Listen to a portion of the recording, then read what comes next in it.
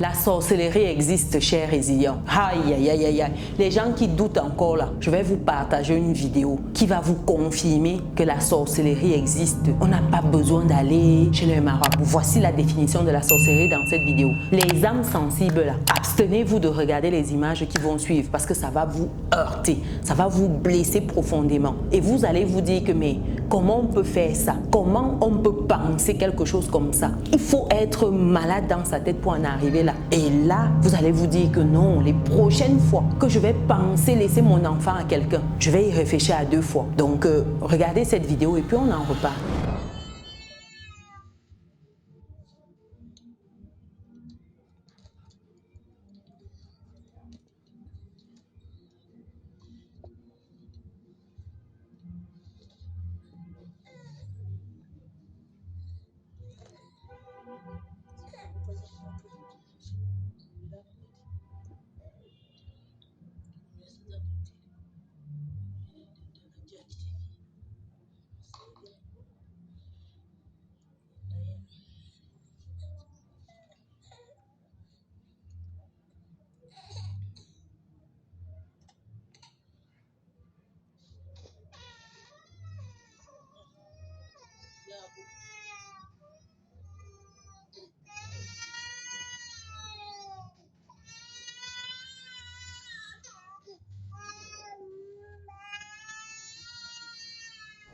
Est-ce que vous avez bien regardé ces images-là? Qu'est-ce que ça vous inspire, chers résilients? Est-ce que ce n'est pas la sorcellerie, ça? Pour ceux qui ont passé et qui ont continué à ce niveau-ci, c'est l'histoire d'une dame qui garde un bébé, comme vous pouvez constater sur la vidéo. Et comment elle garde cet enfant-là? Elle défèque sur l'enfant. Elle oint l'enfant avec. Elle fait pipi dans un gobelet. Elle donne à boire à l'enfant. Oh purée, c'est pas possible. Ça dit que même je n'arrive même pas à sortir ça de ma bouche tellement ça me laisse sans voix. Tellement c'est juste horrible. Voilà une femme qui le fait devant une caméra, son téléphone. Elle enregistre ça, comment elle est en train de déféquer sur l'enfant. Comment elle le oint avec. Pince. Maman, ça dit que vous pensez que vous avez tout vu, hein? Détrompez-vous. Tous les jours, les gens débloquent les niveaux. Moi, je me pose la question. Si ce n'est pas la sorcellerie, je ne sais pas ce que c'est. Ça dit que, est-ce qu'elle est dérangée psychologiquement? Quelqu'un qui met déjà son téléphone pour filmer, ça veut dire qu'elle sait ce qu'elle fait. Elle est consciente de ce qu'elle est en train de poser comme acte. Mais c'est une pratique. C'est quoi comme ça? Voilà ce qu'on fait avec nos enfants, qu'on laisse nos enfants. Quand vous regardez cette vidéo-là, est-ce que vous êtes en mesure de laisser votre enfant comme ça? Je ne suis pas sûre. Le déo est gâté, le déo est pourri, le déo est mauvais. Ça dit que l'homme est mauvais, l'homme avec grand H, mais ici c'est la femme. Ça dit que le niveau là est... moi ça me dépasse. Donner à manger, laver l'enfant, oindre l'enfant avec... Oh, aïe, aïe, aïe, aïe, aïe. C'est pour cela que dans cette vidéo, je vais m'appesantir sur les critères qu'il faut cocher avant de laisser votre enfant à quelqu'un. Je vous assure que si vous avez un doute même sur un des points là, il faut trouver une autre solution. Vraiment, l'argent qu'on cherche là, est-ce que c'est pour ce résultat là? Pendant que vous cherchez l'argent, regardez ce qui arrive à votre enfant. Après, ce sont les maladies qui n'en finissent plus. On ne comprend pas d'où sortent ces maladies sur l'enfant. On voit seulement l'enfant est toujours malade. Voilà, je suis choquée. Ça dit que j'ai pleuré quand j'ai regardé cette vidéo en tant que mère, en tant que femme. Je me suis dit comment une femme comme moi peut faire des choses comme ça. C'est inhumain. Ça dit qu'il y a des gens sur la terre, si on se demande quelle punition on peut leur infliger pour les actes qu'ils posent. En tout cas, émotionnel, on va mettre de côté, on va partager les points à vérifier absolument avant de laisser votre enfant à une personne lorsqu'on est en Afrique. Premier point ici, c'est au niveau des références et des expériences. Assurez-vous toujours de rechercher un peu autour. Est-ce que cette femme a déjà gardé des enfants? C'était quoi les retours de ses précédents employeurs? C'est difficile quand une personne sort comme ça. C'est vrai qu'il faut donner la chance,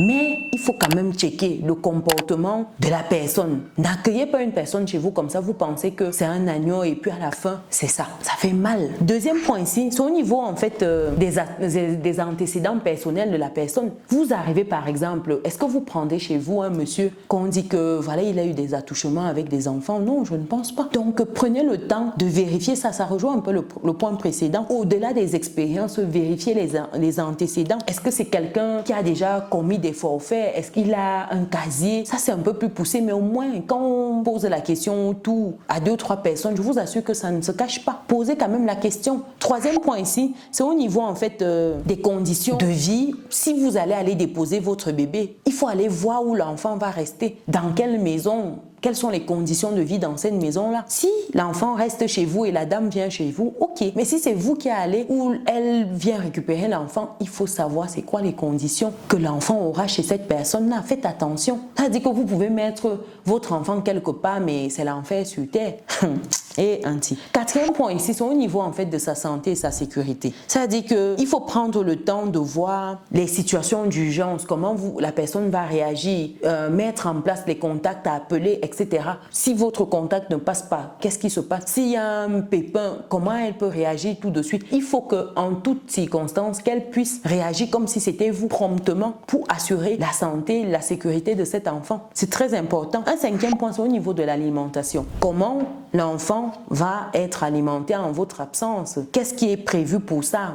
Est-ce que vous mettez à disposition la nourriture pour l'enfant? Voilà une dame qui a décidé de donner la nourriture qui sort d'elle à l'enfant. L'enfant n'a même pas faim. Il pleure dans la vidéo parce que forcément on sait quand c'est de la merde, hein, excusez-moi de l'expression, mais il pleure, mais il n'a pas de défense. C'est ça qu'on va donner à votre enfant. Donc faites attention ici. Est-ce que c'est vous qui fournissez? Si c'est la personne qui fournit, qu'est-ce qu'elle fournit? Qu'est-ce qu'elle donne à votre enfant? Par exemple, il y a des personnes qui ne mangent pas si ce n'est pas halal. Donc si vous vous amusez à laisser votre enfant et on lui donne des choses comme ça, je ne pense pas que qui ne sont pas halal, ça va vous plaire, je ne pense pas. Donc c'est de vous rassurer de ça. Il y a certains qui ne mangent pas de viande et qui ont érigé ça comme règle de leur maison, et vous arrivez quelque part, on donne de la viande à votre enfant, vous n'allez pas aimer. Donc il faut prendre les mesures. Et au-delà de ça, il y a également le volet en fait sécurité à proprement parler. Lorsque la personne vient chez vous, je pense qu'à un moment il faut trouver des techniques pour voir ce qui se passe dans votre maison en votre absence. Si vous n'avez peut-être pas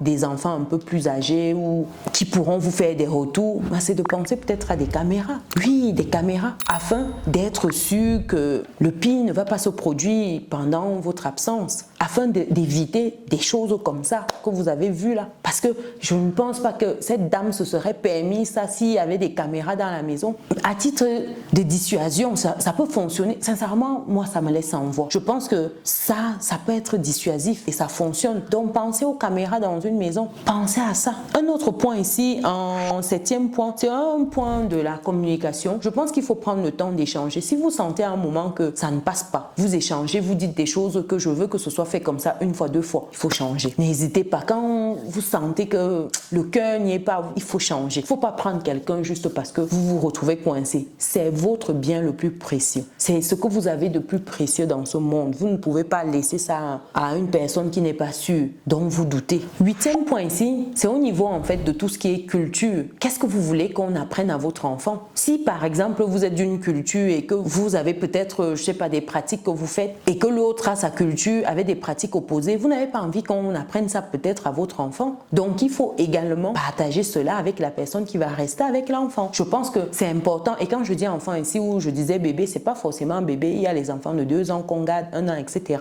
qui captent déjà un peu plus. Donc il faut faire attention. Donc voilà un peu quelques points. Dites-moi ce que vous pensez de cette vidéo, chers résidents. Moi, ça m'a écœuré. Mais vraiment, ça m'a laissé un arrière-goût de crime. Je ne sais pas pour vous, mais j'avais envie de faire des choses terribles quand j'ai vu cette vidéo. En tout cas, si vous êtes arrivé jusqu'ici, mettez enfant en commentaire. Je saurais que vous êtes arrivé jusqu'ici et pensez à partager, à liker. On se dit rendez-vous dans une prochaine vidéo. Ciao.